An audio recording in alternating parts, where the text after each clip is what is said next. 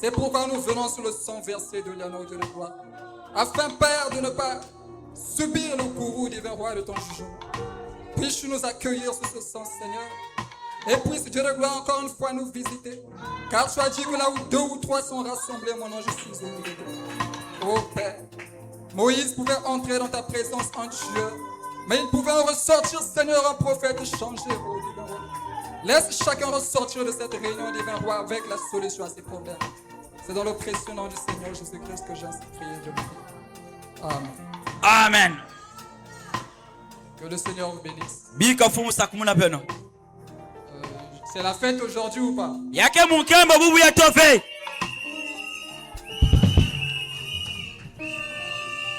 Premièrement, j'aimerais remercier mon père, de la confiance qu'il nous accorde et que tout le monde soit ici. Vraiment, c'est une grande bénédiction. Et pour finir, notre Seigneur Jésus-Christ qui permet que tout ceci soit possible. Et donc, sans plus tarder, nous allons ouvrir nos Bibles dans Genèse 15, versets 13 à 16.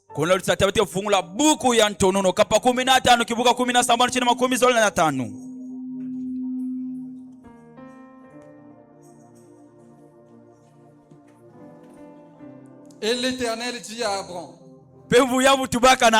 sache que tes descendants seront étrangers dans un pays qui ne sera point à eux. Ils seront asservis et on les opprimera pendant 400 ans. Mais je jugerai la nation à laquelle ils seront servis, et ils sortiront ensuite avec de grandes richesses. Toi, tu iras en paix vers tes pères.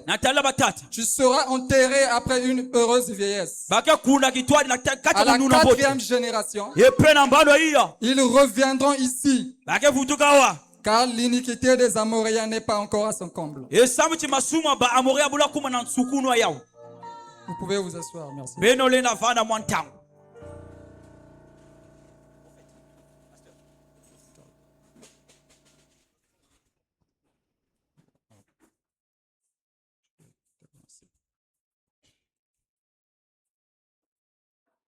Alors, le sujet que j'aimerais aborder ce soir, c'est sur le pronostic divin.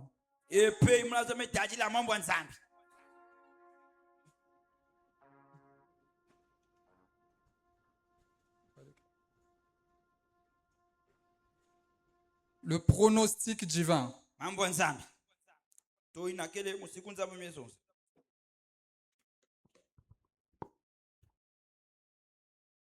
Alors, c'est quoi un pronostic? Alors, ce mot a d'abord des origines latines.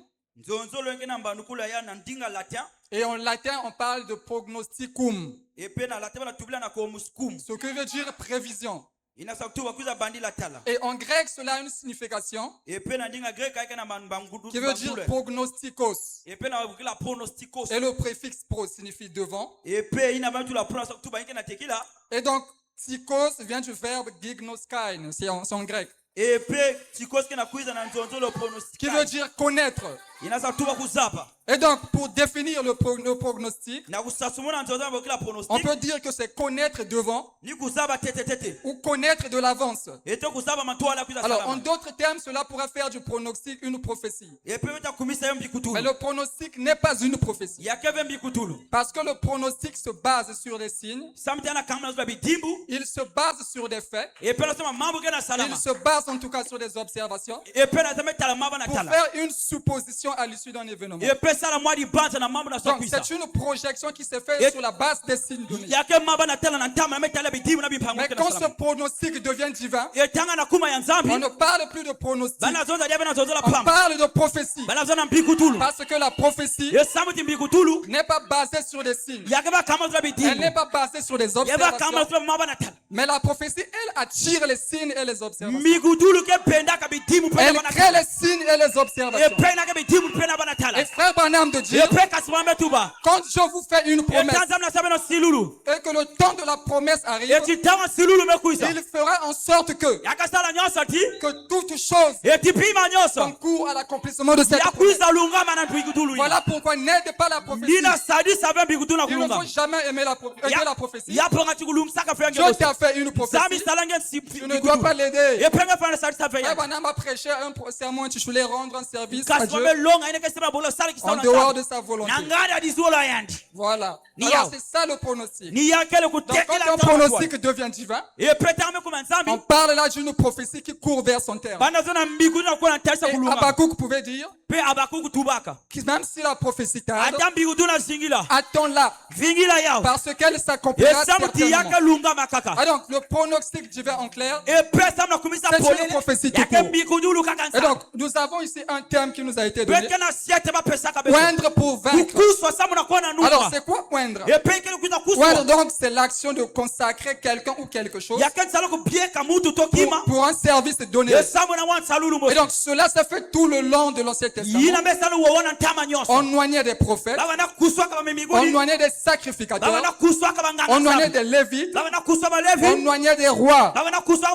Et l'onction donc se faisait en déversant de l'huile. Et frère Branham de dire que l'huile typifie le Saint-Esprit. Amen. Alors, pour comprendre maintenant le sens de ce titre, Oindre pour vaincre, il faut retourner à la base. Frère Branham dit il y a deux livres que Satan déteste dans la Bible. L'Apocalypse et la Genèse. Parce que l'Apocalypse parle de sa fin et la Genèse parle de son commencement. Et donc nous voyons qu'au commencement, la Bible nous dit que Dieu créa l'homme à son image et sa ressemblance. Et donc l'homme qu'il créa était l'homme esprit. Mais seulement vous allez remarquer que dans Genèse 2, que la Bible nous dit qu'il n'y avait point d'arbuste, qu'il n'y avait point d'arbre qui avait poussé sur la terre. Mais pourtant l'homme avait été créé. Alors Dieu viendra à former l'homme de la poussière de la terre. Il forme l'homme de la poussière de la terre. Et après que fera-t-il? Il prendra cet esprit créé. La Bible dit Dieu forma l'homme de la poussière de la terre. Il souffla un souffle dans ses narines et l'homme devint un être vivant. Alors l'esprit qui typifie l'onction a été placé dans l'instrument, le corps charnel, et doit redonner la vie. Et donc l'esprit typifie l'onction. Voilà pourquoi le Seigneur pouvait dire l'esprit du Seigneur est sur moi parce qu'il m'a oint. Alors il m'a oint, c'est montrer que c'est cet esprit-là qui représentait l'onction. Mais quand l'onction vient, c'est pour un but donné. L'onction ne vient pas pour te mettre en transe. L'onction ne vient pas pour te mettre en transe seulement ou pour te faire tituber. Mais il y a un but derrière l'onction. Et donc quand Dieu créa l'homme de la poussière de la terre, il mit l'onction. Que fait-il ensuite? La Bible dit il le plaça dans le jardin d'Éden. Le jardin d'Éden pour faire quoi? Pour cultiver et garder. Donc l'homme devait cultiver et garder. Parce que c'est ça la mission que Adam avait reçue. C'est ça la vocation de son onction. Amen.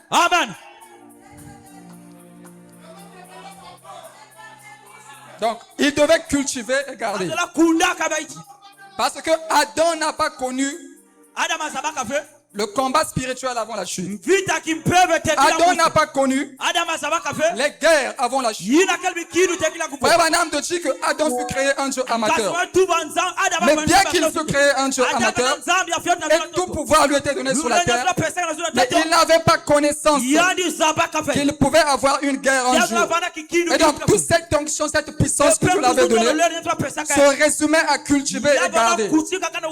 Alors il viendra à tomber.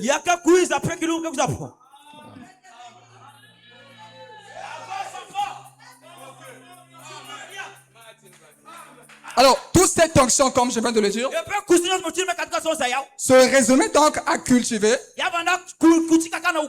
Excusez-moi.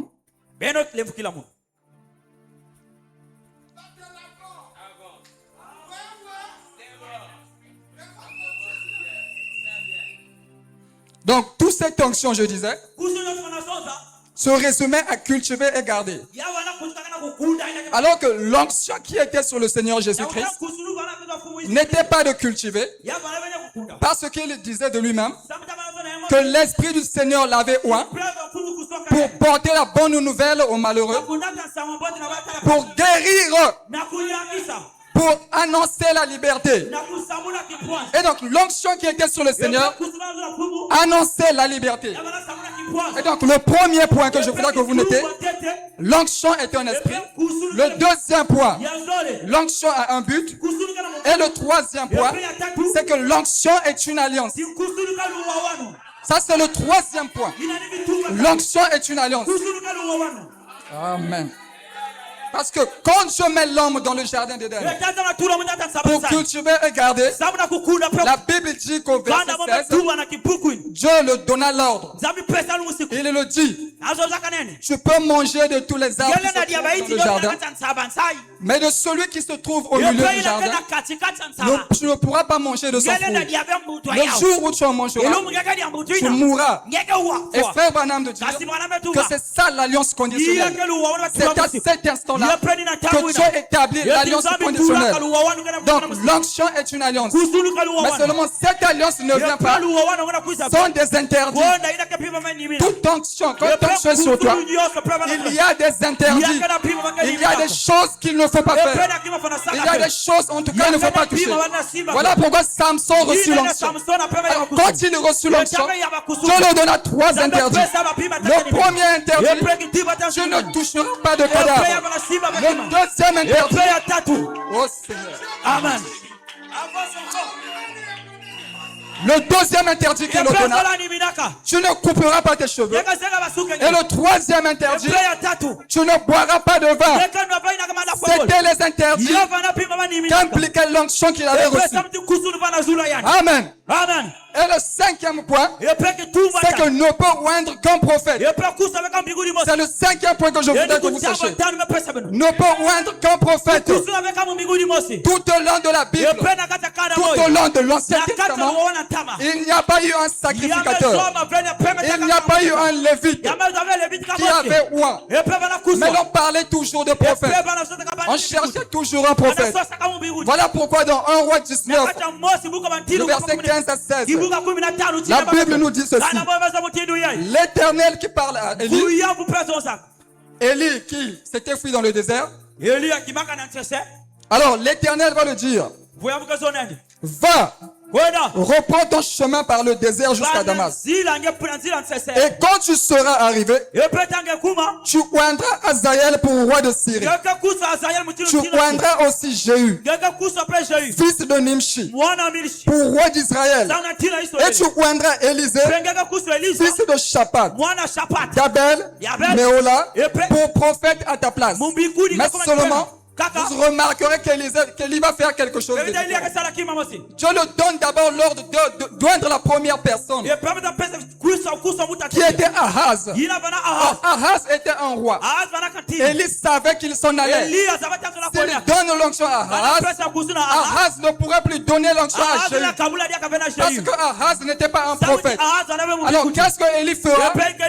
Il ira d'abord trouver Élisée pour donner l'onction à Élisée, parce qu'il savait Élisée était un prophète. En s'en allant, Élisée pouvait redonner l'onction. Amen. Amen. Et Élisée à son tour, en s'en allant, qu'est-ce qu'il fera? Il prend l'un des fils de prophète, il lui donne l'onction. Il dit, va donner l'onction à Jéhu. C'était l'un des fils de prophète qui donna l'onction à Jéhu. Et donc c'est ça le cinquième point. Ne peut donner l'onction qu'un prophète. Amen. Amen. Alors, après que Adam reçut tout ce pouvoir, il reçut donc toute cette autorité de Dieu. La race humaine viendra à chuter. La race humaine va tomber dans le chaos. La race humaine est tombée dans une guerre. Une guerre contre Satan et ses acolytes. Une guerre contre le péché. Une guerre contre le démon. Et Dieu cherchait maintenant à oindre une personne. Non pas pour cultiver le jardin gardé, mais pour vaincre. Parce que c'était maintenant un temps de guerre.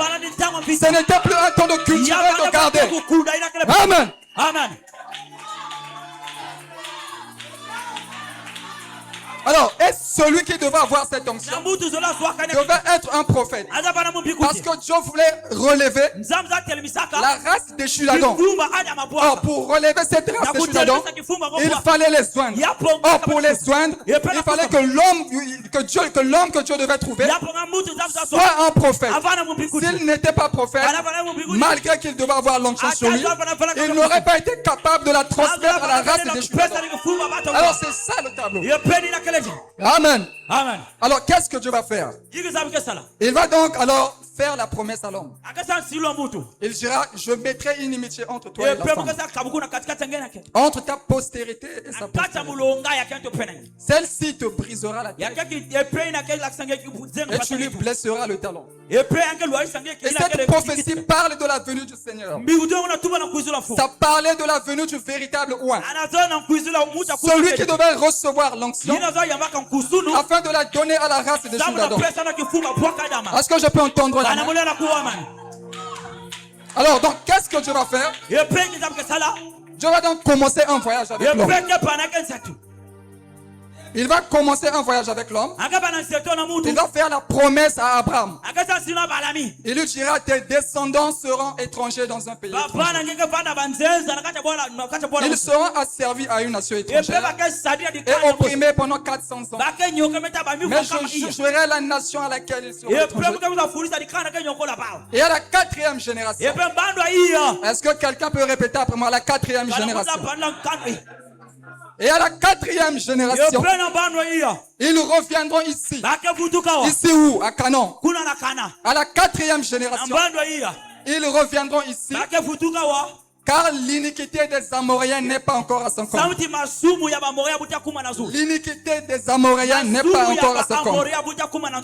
Là, Dieu commence à établir les éléments qui pointera la venue de cet élu. Et donc il établit un pronostic divin. Il établit une prophétie parfaite. Il établit un ainsi dit le Seigneur. Il montrait en là ce qui devait arriver pour pointer à l'horizon la venue de cet oint. Et donc quand Dieu nous parle dans ce verset où il dit à la 4e génération, quand Dieu nous parle, dans ce verset où il dit à la 4e génération, ton peuple reviendra ici. Et quand l'iniquité des Amoréens n'est pas encore à son comble, il décrivait là tout le message. Il y avait tout dedans. Tout est dit. Mais c'est comme si ce n'est pas dit. Amen. On sait que l'épouse ne se réjouit pas des visions panoramiques. L'épouse aime les détails de la vision. Et c'est ce que nous ferons ce soir. On doit entrer dedans pour voir quel est le programme de Dieu.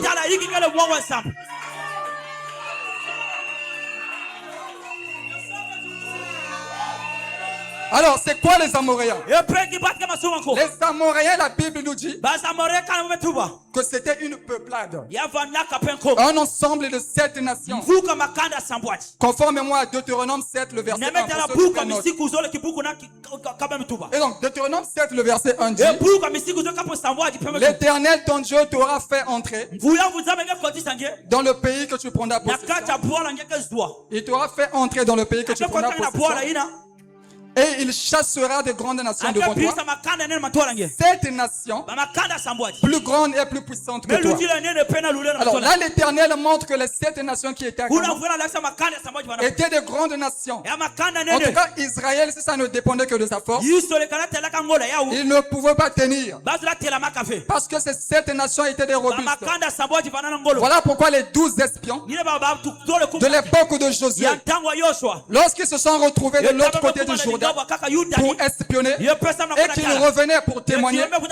Ils ont dit qu'ils étaient comme des sauterelles devant eux. Alors c'était un peuple puissant. C'était un peuple robuste. Un peuple fort. De leur propre gars, ils ne pouvaient pas.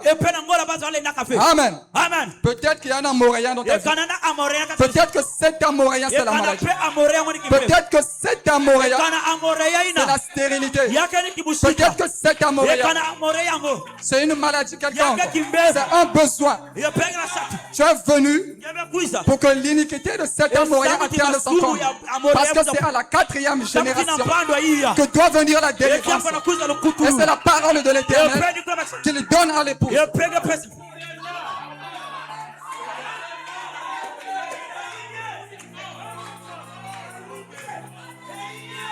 Alors, c'est quoi donc l'iniquité?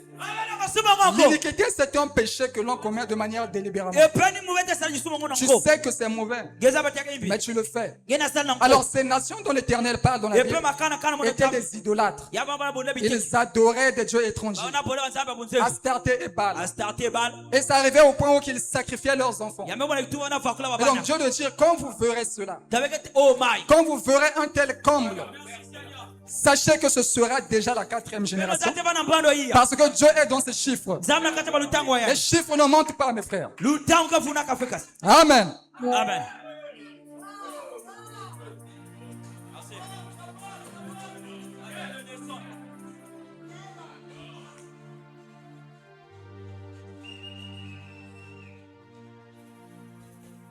Et donc, le pronostic divin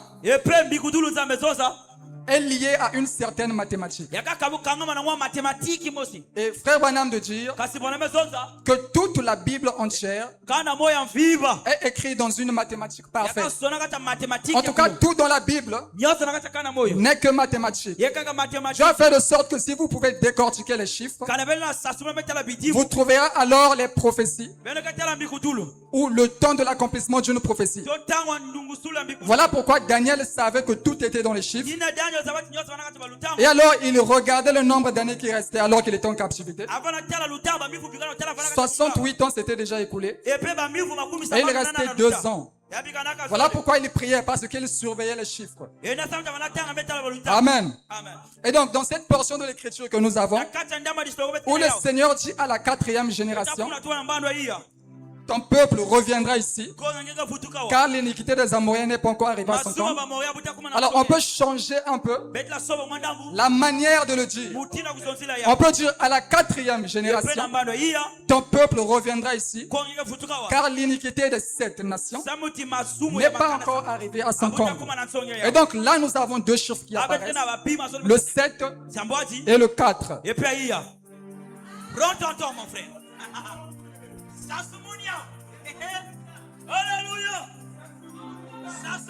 Nous avons 2 chiffres qui apparaissent, le 7 et le 4. Et donc dans les mathématiques de Dieu, qu'on appelle aussi la guématrie, alors c'est une mathématique spirituelle. Le 7 typifie l'achèvement. Et on parle aussi des fois, on peut parler du chiffre parfait ou de la perfection. Mais ici, la perfection, ce n'est pas le même sens qu'avec le chiffre 3. Parce que frère Branham dit, lorsque l'Esprit parlait au 5e âge, l'Esprit disait, j'ai trouvé des œuvres imparfaites. Et frère Branham disait qu'il ne s'agit pas de mauvaises œuvres, mais qu'il s'agissait des œuvres inachevées, des œuvres qui n'étaient pas finies. Voilà pourquoi ici le parfait ou perfection du chiffre 7, le parfait ou perfection du chiffre 7 ne signifie pas, c'est pas le parfait du chiffre 3. Et donc le chiffre 4 signifie la délivrance. Amen. Amen. Le chiffre 4 signifie la délivrance. Alors là, Dieu montrait à l'horizon que c'est lorsque tout est sombre, que c'est lorsque tout est mal dans ta vie. Amen. Que c'est lorsque tout atteint un tel point où la souffrance vraiment est insoutenable. C'est là où que viendra la délivrance. Frère Branham a prêché.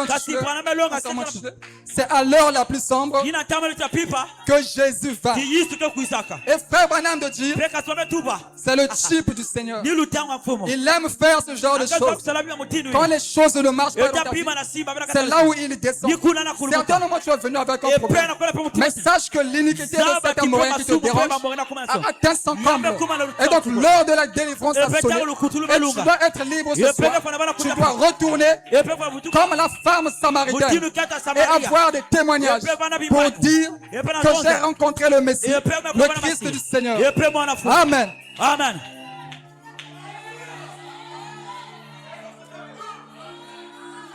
Alors, raison pour laquelle, parce que nous sommes dans les chiffres, faites attention. Quand la bataille faisait rage en Israël, du temps de David, Frère Branham nous dit qu'il y avait un homme quelque part, oint dans le 7e saut. Alors, cet homme fut oint dans le 7e saut. Mais malgré qu'il fut oint dans le 7e saut, la bataille faisait rage dans le camp. Mais il n'alla pas directement. Alors, je me suis demandé pourquoi il n'alla pas directement. J'ai essayé de lire la Bible. Hein? Et la Bible nous dit que Goliath se présentait jour et nuit. Jour et nuit. En tout cas, il s'est présenté pendant longtemps. Il s'est présenté pendant 10 jours. Il s'est présenté pendant 20 jours. Il s'est présenté pendant 30 jours. David n'était toujours pas là. Il s'est présenté pendant 35 jours. David n'était toujours pas là. Mais au 40e jour, quand il s'est présenté, oh Seigneur, David apparaît. Parce que Dieu est dans ses chiffres. C'était une prophétie, un pronostic divin que Dieu écrivait. Et c'est au 40e jour que David prit les 5 pierres qui typifient le nom de Jésus. C'était pour montrer que c'est au 7e âge de l'église juive. Parce que quand David fut oint dans le 7e saut, un saut typifie un âge. C'était au 7e âge. Et le 40e jour, dans la guématrie, il n'y a pas de nombre. On le chiffre 4. 4 jours. Frère Branham dit, dans la création, un jour égale à 1000 ans. Voilà pourquoi le nom humain de Dieu devrait être révélé au 7e âge de l'église juive, au 4e millénaire. C'était le chiffre. C'était une prophétie que Dieu donnait à l'horizon. Là où loin devait venir, c'était dans ces chiffres-là. Le 7 et le 4, il y a toujours. Frère Branham de dire encore que l'erreur des Babyloniens, c'était de réchauffer le feu pendant 2 fois, pendant 3 fois, mais pendant 7 fois. C'est l'erreur qu'ils avaient faite de réchauffer le feu pendant 7 fois. En tout cas, c'était la grande erreur. Parce qu'ils ne savaient pas qu'ils accomplissaient les chiffres. Oh, ils étaient 3 dans le feu. Il manquait un chiffre pour faire 4 derrière. Et Dieu descendit. Qu'est-ce qu'il dit? Vent du nord, vent du sud, vent de l'est, vent de l'ouest. Et il est descendu pour être la 4e personne qui signifie la délivrance.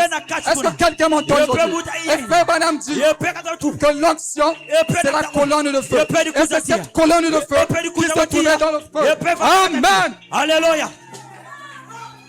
Cette colonne de feu se trouvait dans le feu. Et Nabucodonosor de dire, il y a un 4e homme ici.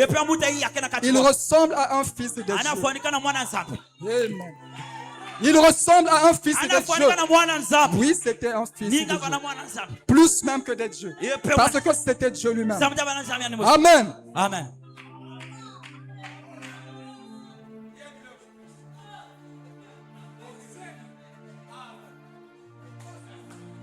Et donc vous allez remarquer que lorsque le Seigneur Jésus-Christ vient sur la terre, il avait donc été tué pour 2 raisons. Amen. La première raison, c'était pour laquelle? C'était parce qu'il se faisait Dieu. Et la deuxième raison, c'était parce qu'il guérissait pendant le sabbat. Et que signifie le sabbat? Le sabbat, c'est quoi? Oh Seigneur. Les Juifs de lui dire, mais il y a 7 jours dans la semaine. Ne peux-tu pas faire tes miracles du dimanche au vendredi. Oui, parce que dans le calendrier juif, le premier jour de la semaine, c'est dimanche. Ne peux-tu pas faire tes miracles du dimanche au vendredi? Or, il ne savait pas que Dieu était en train d'écrire un prognostic divin. Il accomplissait ce prognostic. Ils avaient raison de dire cela. Et ils ne savaient pas que le sabbat était le 7e jour. Conformément à la loi de Moïse, écrit dans Exode 20, verset 8 à 10, où la Bible dit: écoute, ô Israël, tu te souviendras du jour du Seigneur. Tu te souviendras du jour du Seigneur. Tu le célébreras. Tu travailleras pendant 6 jours et tu feras tout ton ouvrage. Mais le 7e jour, c'est le repos du Seigneur. Tu ne feras aucun ouvrage. Ni toi, ni ton fils, ni ta fille. Amen. Alors c'était le sabbat, le 7e jour.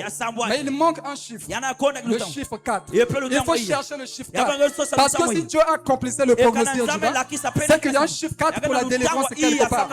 Or le sabbat, qui est une loi des 10 commandements, n'est pas la première loi, n'est pas la deuxième loi, n'est pas non plus la troisième loi, mais c'était la 4e loi des 10 commandements. Parce que Dieu devait accomplir le prognostic pour montrer que c'était lui loi.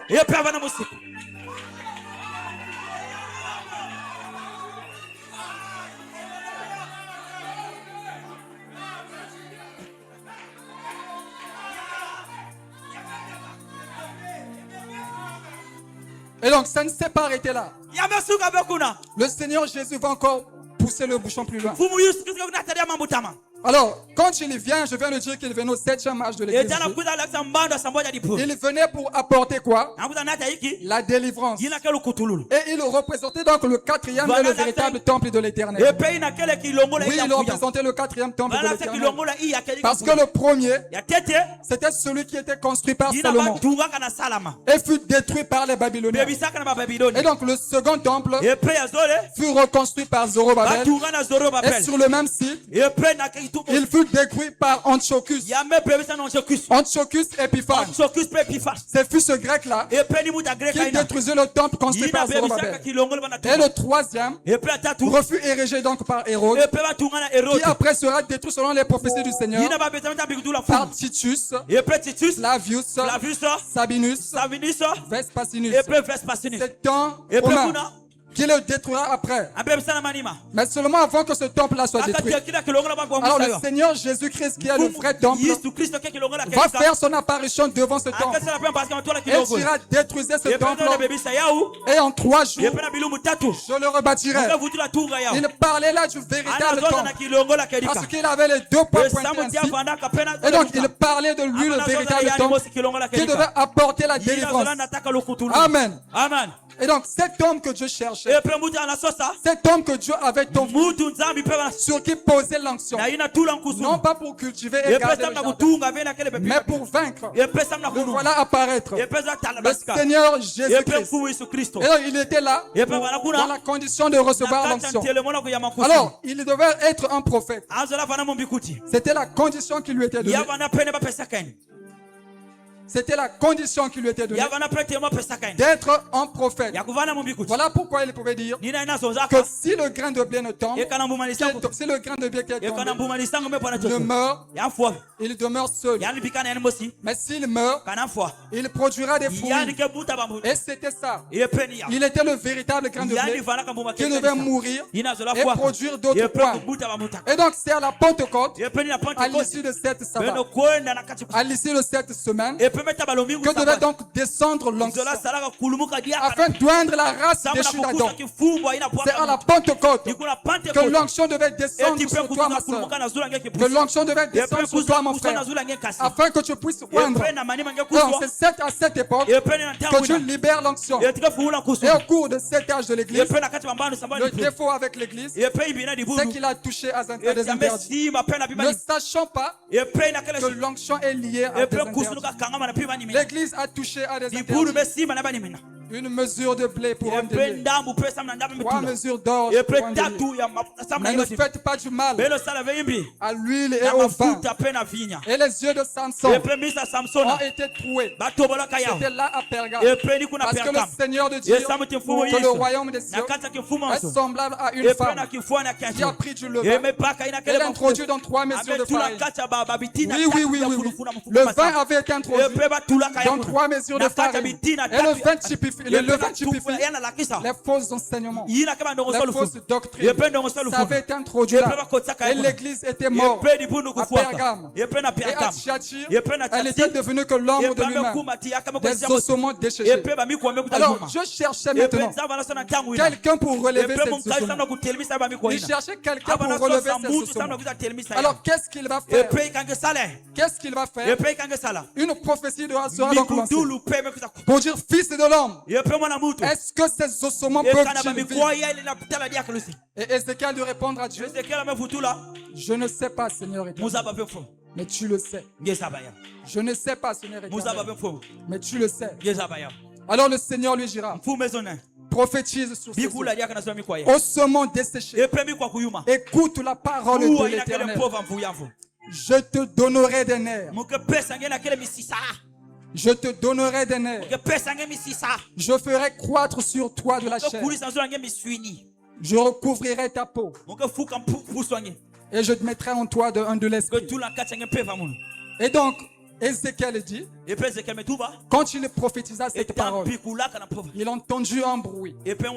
C'était un bruit. Et puis il se fit un mouvement. Et les eaux commençaient à se rapprocher les uns des autres. C'était la réforme luthérienne avec le slogan du juste vivant par la foi. Amen. Alléluia. Et sa rhétorique de solo scripture, les écritures seules.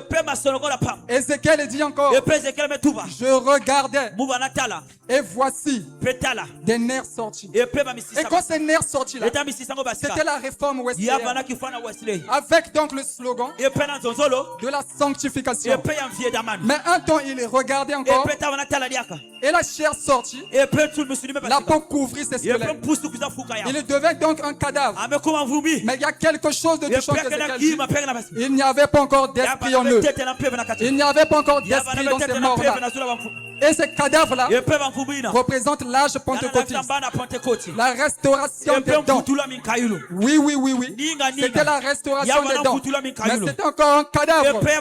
Il fallait un dernier élément, le retour de l'esprit. Et le Seigneur de Dieu, Ézéchiel, parle à l'esprit. Parle à l'esprit. Dis ainsi, parle à l'Éternel. Esprit, viens des 4 vents. Viens des 4 vents. Et donne la vie à ces ossements desséchés. Et l'esprit va. Et cela typifie l'âge de l'épouse ou le messager prophète. C'est le Seigneur Jésus-Christ lui-même. Parce que Malachie 4, c'est le Seigneur Jésus-Christ. Voilà pourquoi le 28 février 1963, il y a une formation, une constellation qui s'est formée. Une constellation non pas de 6 anges, mais une constellation de 7 anges. Mais il y a toujours un problème. Il y a le chiffre 4 qui manque. Il faut trouver le chiffre 4. Parce que s'il y a le chiffre 7, il doit avoir la délivrance quelque part. Frère Branham dit, je suis ravi de la constellation. Mais où est le chiffre 4, Frère Branham? Frère Branham dit, le journal Life Magazine avait reporté que cette constellation s'est formée à un endroit où il n'y a pas de nuages. Or, les scientifiques de dire que les nuages se forment dans la troposphère.